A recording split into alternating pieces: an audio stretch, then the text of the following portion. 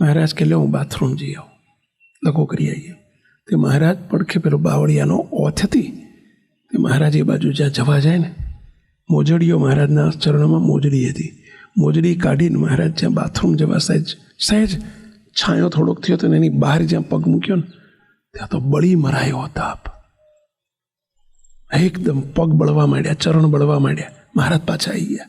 સંતો, આટલું બધું ગરમ ગરમ જમીન છે, પગ મુકાતો નથી, અને તમે ઉઘાડા પગે? સંતો, તમે ઠેઠથી હવારથી ઉઘાડા પગે નીકળ્યા છો, તમે ચાલ્યા કેવી રીતે?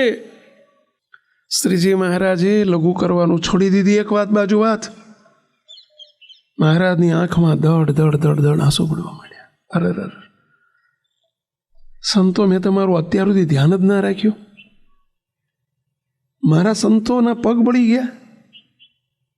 અને મહારાજ પોતાના માથા ઉપર પાઘડી બાંધી હતી, ખેસ હતો, અને મહારાજે સફેદ શ્વેત પાગ બાંધી હતી, છોડી નાખી, ખેસ છોડી નાખ્યો, અને મહારાજે એમાંથી આવડા એક એક વેત પોળા એવા પટ્ટા કરવા માંડ્યા. ફાડી નાખ્યું મહારાજે, પોતાની પાગ ફાડી નાખી, પોતાનું ખેસ ફાડી નાખ્યો.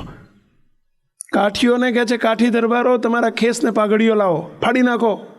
સંતોના ચરણે આપણે પાટા બાંધવા છે કે બોલો. મહારાજે પોતાનો ખેસ, પોતાની પાઘડી ફાડી નાખી, ચીંદડા કરી નાખ્યા. અને સંતોને મહારાજ કે એક એક સંત આવો. મહારાજ પગે પેલી જેમ મોજા હોય ને, મોજા પહેરતા હોય ને, એવું પેલા ટૂંકા મોજા નથી આવતા હમણાં, મોજાની જેમ બાંધવા માંડ્યો સંતોને. કાઠીઓ બધા સંતોના પગે બાંધી દો, લુગડા બાંધી દો. મહારાજ દડ દડ દડ દડ આંસુ આવી ગયા. મહારાજ કે સંતો, મને માફ કરજો, હું ઘોડી ઉપર બેઠો હતો ને હું મોજડીઓ પહેરીને ફરું છું, તમને હું આવા ઉઘાડા પગે હું ચલાવું છું. મહારાજ તરત જ મહારાજ શું કર્યું ખબર છે? મહારાજે 2 મોજડી લઈ ફેંકી દીધી. એ કામ નહીં કામ. આજથી જ્યાં સુધી સંતો પગમાં કંઈ નહીં પહેરે ત્યાં સુધી અમે પણ નહીં પહેરીએ. મહારાજે મોજડી ફેંકી દીધી. હા કરીને બોલો. અમે પણ તમારી જેમ લુગડા બાંધી દઈએ છીએ. જે શ્રીજી મહારાજને સંતનો કેટલો મહિમા હશે વિચારો તમે.